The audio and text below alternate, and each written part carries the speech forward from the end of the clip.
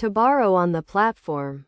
Start by opening the app or website and navigating to the Finance section, where you'll find the Crypto Loans option.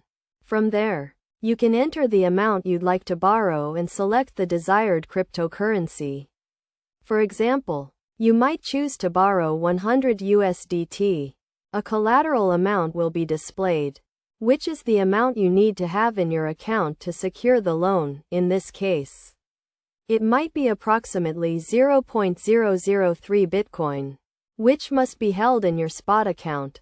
If you don't have sufficient funds, you can transfer them or deposit more. Next, choose a loan term, ranging from 7 to 180 days. After selecting your term, review and agree to the crypto loan agreement. Then click Borrow Now if you have enough collateral. The process involves applying for a crypto loan, receiving the borrowed funds, repaying the principal and interest, and finally having your collateral returned to your spot account. That's the basic process for borrowing on the platform.